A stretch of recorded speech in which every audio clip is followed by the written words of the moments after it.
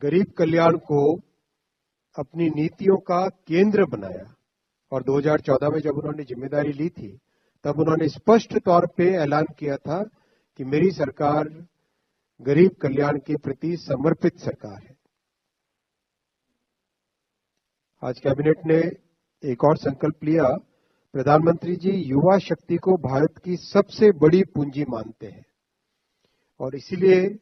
प्रधानमंत्री जी ने कौशल विकास, startup India, innovation, digital economy, sports, उद्यमियता और फिटनेस को बहुत एक एम्फेसिस के साथ कई तरह के प्रोग्राम्स बनाए, जिसमें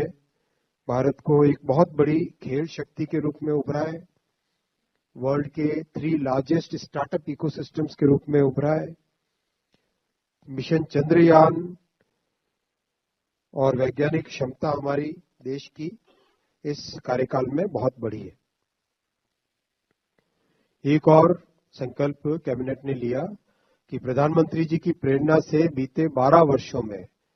women lead empowerment, women lead development का एक नया अध्याय भारत की विकास यात्रा से जुड़ा है। महिलाओं को बराबर की भागीदारी, महिलाओं का एम्पावरमेंट, हर प्रकार के ऐसे प्रोग्राम्स जिससे महिलाओं को समाज में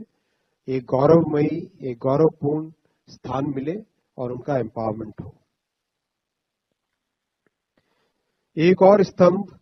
जिसको आज कैबिनेट में संकल्पित किया गया वो है हमारे किसान। आपने देखा करीब करीब हर कैबिनेट, हर दूसरी या तीसरी कैबिनेट मीटिंग में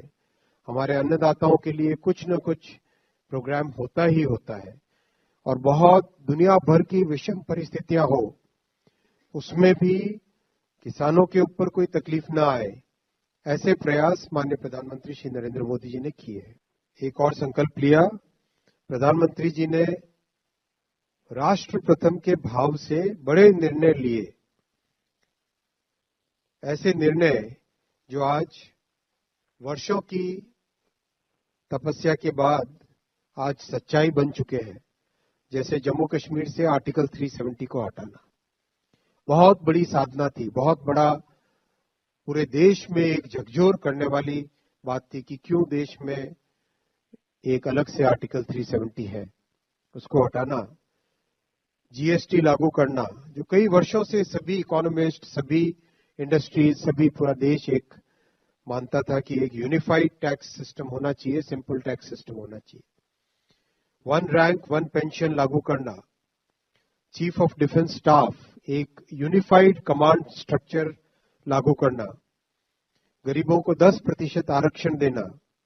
एनिमी प्रॉपर्टी एक्ट लागू करना, सीएए कानून बनाना जो कि एक ऐतिहासिक भूल थी, उसको ठीक करने के लिए सीएए कानून बनाना, मुस्लिम महिलाओं के प्रति जो अन्याय था उस अन्याय को दूर करने के लिए 3 तलाक के विरुद्ध कानून बनाना, वकफ कानून में संशोधन करना, परमाणु क्षेत्र में रिफॉर्म के लिए शांति कानून, भारतीय न्याय संहिता जो कि वर्षों के बाद में दंड से न्याय के प्रति शिफ्ट होना और दर्जनों श्रम कानूनों को 4 कोड में समेटकर एक बहुत अच्छा लेबर रिफॉर्म लाना। ऐसे अनेक बड़े फैसले माननीय प्रधानमंत्री जी की निर्णायक जो क्षमता है, निर्णय करने की क्षमता है, उसके उदाहरण है। माननीय प्रधानमंत्री जी ने राष्ट्रीय सुरक्षा को भी एक नया आयाम दिया है, नई बुलंदी दी है। आतंकवाद के विरुद्ध कठोर कदम उठाने का श्रेय उनके नेतृत्व को ही जाता है। हमने इससे पहले देखा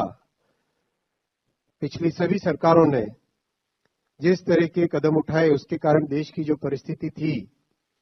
उसके विपरीत माननीय प्रधानमंत्री श्री नरेंद्र मोदी जी ने आतंकवाद के विरोध में कठोर कदम उठाए।